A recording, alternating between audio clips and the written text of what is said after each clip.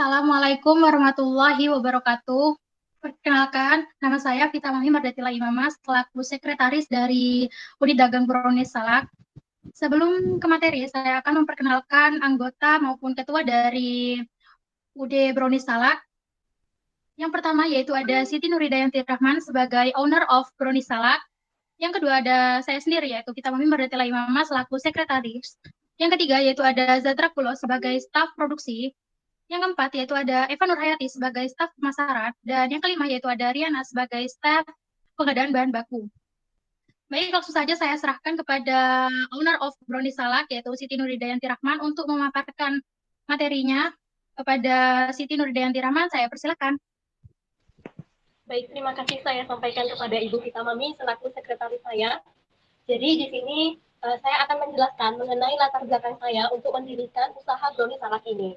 Jadi saya merupakan seseorang yang berdomisili di Kabupaten Bangkalan. Jadi saya melihat keadaan yang ada di Kabupaten Bangkalan ini tentunya. Jadi Kabupaten Bangkalan ini merupakan salah satu kabupaten yang memiliki potensi yang sangat besar di bidang pertanian. Salah satunya di bidang pangan ataupun hortikultura. Nah, di bagian hortikultura, yaitu di buahnya, salah satu yang menjadi ikon dari Kabupaten Bangkalan adalah buah salaknya itu sendiri. Jadi buah salak yang ada di Kabupaten Bangkalan ini memiliki ciri khas yang tidak dimiliki oleh daerah yang lain. Jadi ini yang menjadi potensi yang sangat besar untuk kita bisa kembangkan. Tetapi adanya potensi tersebut ternyata terdapat problem. Problemnya tersebut ketika para petani sudah melakukan pemanenan terhadap buah salak, ternyata buah salak ini dijual dengan harga yang sangat rendah. Sehingga ini membuat para petani kecewa dan juga ada yang tidak mau untuk mengembangkan kegiatan pertanian di buah salak ini lagi. Oleh karena itu, saya berinisiatif dan tim saya juga berinisiatif untuk mengolah buah salak tersebut untuk dijadikan sebagai sebuah produk yang enak dan tentunya disukai oleh generasi milenial tentunya. Nah, di sini kami mencoba untuk menginovasikan buah salak tersebut untuk dijadikan sebagai brownies salak. Nah, oleh karena itu, dalam pembuatan brownies salak ini, kami juga menyusun sebuah visi dan misi. Next. Jadi di sini visi dan misi yang kami keluarkan dalam usaha Brownies Salak yang pertama meningkatkan dari harga jual buah salak yang ada di Kabupaten Bangkalan ini. Kemudian visi yang kedua yaitu meningkatkan nilai tambah dari buah salak yang ada di Kabupaten Bangkalan. Dan visi yang ketiga yaitu mengembangkan strategi pemasaran dari produk Brownies Salak tersebut. Dan dengan adanya visi yang ada, kami juga menciptakan sebuah misi. Yang pertama yaitu menghasilkan produk Brownies Salak yang berkualitas tinggi, dan misi yang terakhir yaitu menjadi pusat oleh-oleh khas Kabupaten Bangkalan. Nah, itu merupakan visi misi yang telah kami rencanakan untuk dalam pengembangan usaha Brownies Salak ini. Nah, mengenai wilayah pemasaran, target, dan lain sebagainya akan dijelaskan oleh tim saya. Kepada tim saya atau kepada Bapak Sadrat, saya persilahkan. Ya baik, terima kasih. Di sini saya akan menjelaskan wilayah pemasaran. Nah, pangsa pasar yang ditargetkan ialah sekitar wilayah Bangkalan. Mengingat Kabupaten Bangkalan merupakan salah satu sentra produksi salak yang ada di Madura. Perusahaan akan menjalin kerjasama dengan pemilik toko kue dan juga mendistribusikannya melalui tempat-tempat wisata yang ada di Bangkalan agar lebih mudah dijangkau masyarakat sekaligus bisa dijadikan ikon dari kota Bangkalan. Terima kasih. Oke, di sini saya akan menjelaskan tentang segmentation, targeting, dan positioning. Di mana segmentasi dari konsumen Brownies Salak ini kita menargetkan konsumen yang berdomisili di wilayah Bangkalan. Dan untuk targeting, di sini ada 4. Yang pertama ada geografik, demografik, sosioekonomik, dan fisiografik. Untuk geografik di sini ada area, di mana area yang kita targetkan ialah Bangkalan, utamanya di Bangkalan Kota, tepatnya di Jalan Trunojoyo, Pajagan, Kecamatan Bangkalan. Untuk targeting selanjutnya yaitu demografik, di mana demografik ini kita menargetkan ke konsumen yang berusia antara 2 sampai 50 tahun, yang diperuntukkan untuk masyarakat yang memiliki gaya hidup sederhana maupun mewah. Dan pendapatannya yaitu kurang lebih 2 juta per bulan. Sedangkan untuk yang sosioekonomik, kita menargetkan di semua tingkat pendidikan, baik dari TK hingga perguruan tinggi, dan untuk semua kalangan pekerja, seperti itu. Sedangkan untuk yang fisiografik, kita menargetkan kepada konsumen yang memiliki gaya hidup praktis dan juga suka mengonsumsi berbagai macam olahan kue. Untuk positioning, seperti yang sudah disebutkan tadi, bahwa Brolak ini akan diharapkan untuk menjadi ikon dari Kota Bangkalan, sehingga bagi masyarakat luar yang ingin berkunjung ke Bangkalan itu bisa langsung membeli Brolak sebagai oleh-oleh dari khas Bangkalan, seperti itu. Next, di sini alur pembuatan produk, di mana alur pembuatan produk itu ada 8. Untuk bahan-bahannya ialah ada tepung terigu, buah salak, gula pasir, telur, mentega, coklat bubuk, baking powder, dan minyak sayur. Langkah yang pertama ialah menyiapkan alat dan bahan. Selanjutnya, membersihkan daging buah salak. Setelah itu, mengocok telur hingga mengembang, kemudian dicampur tepung terigu dan baking powder. Setelah itu, mencampur adonan dengan salak serta bubuk coklat hingga merata. Selanjutnya, menuang adonan ke dalam loyang lalu dikukus selama 20 menit menggunakan steamer. Selanjutnya, angkat dan dinginkan brownies salak. Setelah itu kita kemas menggunakan kardus. Setelah itu kita pasarkan produk brownies salak tersebut. Oke, untuk selanjutnya akan dilanjutkan oleh rekan saya yaitu Vita Mami. Baik, terima kasih. Di sini saya akan menjelaskan terkait organisasi dan sumber daya manusia. Secara umum ada profil usaha, nama perusahaan yaitu Brownies Salak, nama pemilik Siti Nuridayanti Rahman, alamat kantor di Jalan Raya Lebak nomor 80 Arusbaya Bangkalan. Tempat usaha Jalan Purnojoyo nomor 41 Pejagaan Kabupaten Bangkalan. Bentuk badan hukum yaitu unit dagang dan tahun berdirinya yaitu pada tahun 2021. Nah, terkait perizinan yaitu ada beberapa jenis perizinan, diantaranya yaitu yang pertama ada BPOM, yang kedua ada surat izin tempat usaha, yang ketiga ada surat izin usaha perdagangan, yang keempat ada nomor pokok wajib pajak, dan yang kelima ada akte pendirian.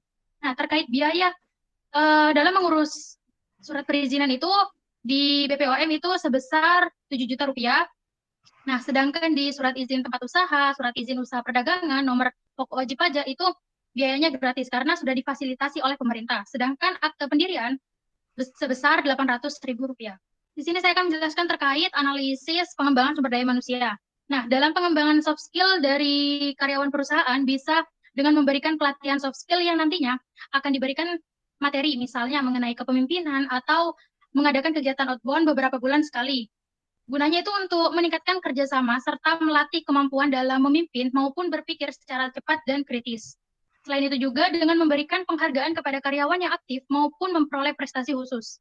Hal ini bertujuan untuk memotivasi karyawan agar lebih giat lagi dalam bekerja dan menjadi salah satu cara untuk mengembangkan sumber daya manusia. Nah, terkait aspek selanjutnya akan dijelaskan oleh rekan saya yaitu Ibu Eva Nurhayati. Kepada Ibu Eva Nurhayati saya persilahkan. Baik, terima kasih. Untuk selanjutnya yaitu mengenai aspek keuangan. Untuk total dari sumber pembiayaan bisnis ini yaitu sebesar Rp18.500.000.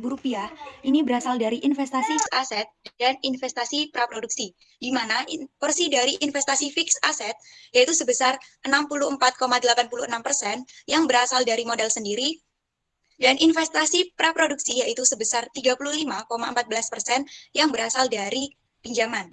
Kemudian untuk laba per tahunnya, untuk tahun pertama yaitu sebesar Rp1.807.000. Untuk tahun kedua yaitu sebesar Rp8.980.000. Untuk tahun ketiga yaitu sebesar Rp19.537.500. Untuk tahun keempat yaitu sebesar Rp23.709.167. Dan untuk tahun yang kelima yaitu sebesar Rp43.976.667.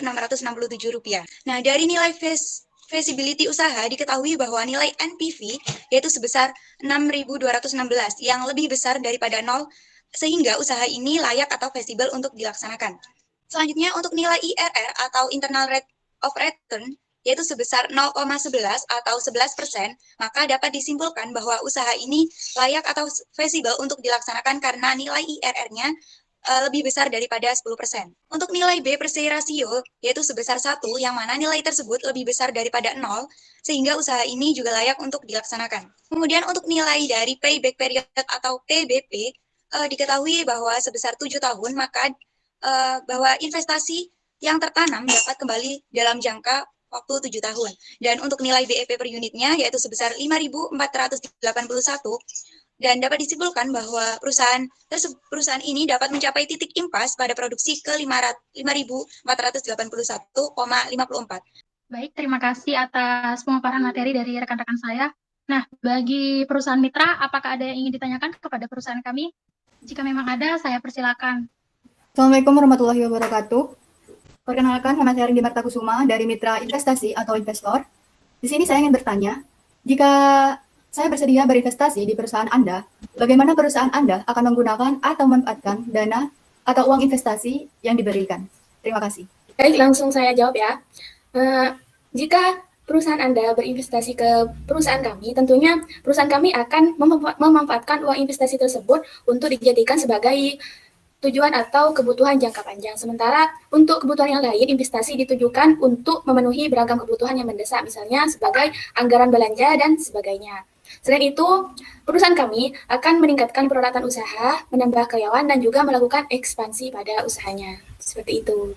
Baik, selanjutnya apakah ada yang masih ingin ditanyakan kepada perusahaan kami? Saya persilakan. Assalamualaikum warahmatullahi wabarakatuh. Perkenalkan, saya Wisnu dari Dinas Kesehatan. Di sini saya ingin bertanya, bagaimana perusahaan dari brownie salak ini untuk memastikan bahwa brownie salak yang diproduksi sehat untuk dikonsumsi oleh masyarakat? Terima kasih.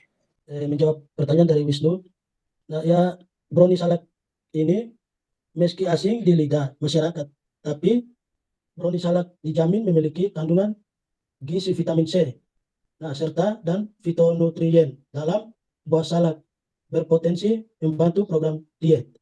Mungkin dari saya dan terima kasih. Baik, mungkin masih ada yang ingin ditanyakan dari perusahaan mitra kepada perusahaan kami. Saya persilakan. Perkenalkan, saya Arifatul Ainuriza dari Petani Salak. Jika kamu bersedia masuk salak sejumlah yang diterima, mungkin feedbacknya apa yang kami dapat dari perusahaan Anda? Terima kasih. Baik, terima kasih atas pertanyaannya. Langsung saja saya menjawab ya. Feedback yang Anda dapatkan yaitu perusahaan kami akan menyediakan sarana produksi seperti benih, pupuk, dan obat-obatan untuk menunjang pertumbuhan tanaman salak. Selain itu juga memberikan bimbingan teknis dan budidaya hingga pasca panen dan memberikan jaminan kepastian pasar kepada Anda. Tentunya feedback dari keseluruhan yang diberikan oleh perusahaan kami mengenai ketentuan spesifiknya bisa disepakati terlebih dahulu dengan kedua belah pihak. Sehingga di sini nantinya tidak ada pihak yang merasa dirugikan. Mungkin ada yang ingin ditanyakan lagi dari perusahaan mitra terkait apa saja sih yang ingin ditanyakan kepada perusahaan kami? Saya persilakan. Assalamualaikum warahmatullahi wabarakatuh. Saya dari Dinas Pertanian, Afifatul Mufidah. Ini saya ingin bertanya bagaimana perusahaan Anda memberikan kontribusi kepada masyarakat. Terima kasih. Terima kasih kembali dari Ibu Afi selaku anggota dari Dinas Pertanian. Jadi kontribusi yang akan kami berikan kepada masyarakat, yang pertama kami akan mengambil buah salak yang merupakan produk utama dalam pembuatan brownie salak ini diambil dari masyarakat yang ada di Kabupaten Bangkalan. Jadi kami tidak memasuk dari daerah lain. Kemudian kami juga mengambil para tenaga kerja itu dari masyarakat yang ada di Kabupaten Bangkalan. Jadi itu merupakan dampak positif, terdapat lapangan pekerjaan, jadi sangat membantu kepada masyarakat. Selain itu kami juga mengelola limbah yang dikeluarkan dari adanya proses pembuatan brownie salak tersebut. Jadi kami tidak membuang secara sembarangan. Jadi itu akan menjaga kelestarian lingkungan yang ada di sekitar. Seperti itu, Ibu Afi. Nah, mungkin masih ada yang ingin ditanyakan lagi nih kepada perusahaan kami dari kelompok mitra. Saya persilakan. Baik, dari saya, perkenalkan, saya Cica Sinestari dari pihak Mitra Perbankan. Di sini saya mau bertanya kepada perusahaan UD Brownie Salak. Jika perusahaan menjadi nasabah kami, bagaimana perusahaan bisa mengembalikan pinjamannya dan bagaimana jika perusahaan mengalami kebangkrutan pada suatu saat? Terima kasih. Baik, di sini saya akan menjawab pertanyaan dari saudari. Yang pastinya dengan cara mengatur keuangan dengan baik, mengatur yang mana nantinya akan kembali lagi ke modal dan mana yang akan digunakan untuk melunasi pinjaman tersebut. Kami juga terus melakukan inovasi dan promosi kepada para masyarakat agar nantinya profit dari perusahaan kami setiap tahunnya akan terus meningkat sehingga pinjaman tersebut dapat cepat terlunasi. Kami juga memberikan sebuah jaminan yaitu berupa BPKB mobil jika nantinya kami mengalami suatu kebangkrutan seperti itu. Terima kasih. Mungkin ada yang masih ingin ditanyakan lagi kepada perusahaan kami? Dari Mitra Investasi sudah cukup. Dari Mitra Perbankan sudah cukup. Baik, jika memang sudah tidak ada lagi pertanyaan kepada perusahaan kami, terima kasih atas semua pertanyaan dari para mitra kepada perusahaan kami. Dan terima kasih kepada rekan-rekan saya yang telah menyampaikan materinya dengan luar biasa. Semoga kita dapat bermitra dengan baik ke depannya. Cukup dari saya akhiri wabillahi taufiq wal hidayah. Wassalamualaikum warahmatullahi wabarakatuh.